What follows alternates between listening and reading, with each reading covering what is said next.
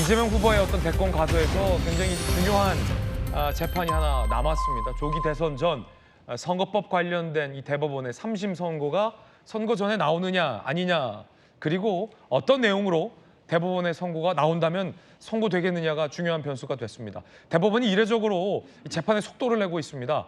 소부 심리를 생략하고 전원합의체로 회부한 데 이어서 당일 첫 번째 기일을 잡고요. 오늘 이틀 만에 두 번째 심리에 돌입하게 됩니다. 법조계에서는 조기 대선 전 대법원이 원칙대로 이 3심 선고를 하려는 건 아니냐라는 관측도 나오고 있습니다. 오늘이에요. 자, 전원합의체 속도전을 내고 있는 대법.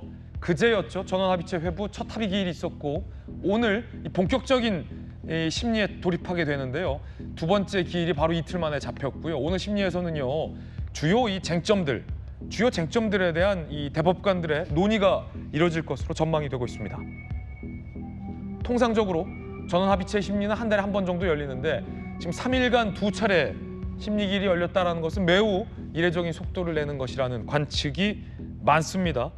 자, 대법원 출신 변호사들도 이례적인 속도다라고 입을 모으고 있습니다. 이건 대법원의 어떤 의지다라는 해석도 나오고 있습니다. 김광선 변호사님, 예. 이거 6.3 조기 대선 전에 나온다 보십니까? 지금 가능성이 굉장히 높아졌죠. 나온다 보세요? 예. 5월 중에 나온다 보세요? 5월 중에 나올 가능성은 굉장히 높아졌다 이렇게 봐요. 그런데 사실 이제 대부분 일반적인 사건은 이제 사건을 배당하죠. 그러면 소부에서 대법관 4명이 심리를 하다가 이 사건 자체는 이제 처음에 그럴 수도 있어요. 우리 소부의 하기에는 좀 부적합하다. 국민의 이해 관심사가 굉장히 높고 사안이 중대하고 그러니까 전원합의체 회부하면 되겠다 해서 회부가 되는데 이 사건은 지금 배당이 사실은 딱 하면서 전원합의체 회부하고 예. 그날 바로 심리에 들어간 거 아닙니까? 근데 그런 경우는 없죠. 그래서 이걸 뭐 조희대 대법관에 대해서 민주당에서 공격을 많이 하고 있는데 조희대 대법원장이 자기 마음대로 할 수 없어요. 이건 대법관들 13명의 의견을 들었을 겁니다. 이걸 앞으로 어떻게 할 것인지, 전원합의체 회부할 것인지, 그다음에 심리를 어떻게 할 것인지. 그래서 협의에 의해서 합의에 의해서 지금 진행이 되고 있다. 저는 그렇게 봐요. 그리고 지금 대법원서 지금 일주일에 2번, 그것도 배당이 회부되자마자 이것은 이 사건의 자체 어떤 중대성에 대해서 대법원도 굉장히 관심을 가지고 있는 거예요.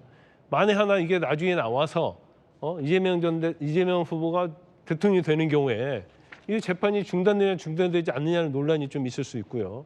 그렇지 않는다고 한다면 확정이 돼버릴 수 있거든요. 이게 서면 재판이잖아요. 그러면 유죄가 확정이 돼버리면 뭐 경우에 따라서는 대통령이 그날 선고와 동시에 사라져버리는 거거든요.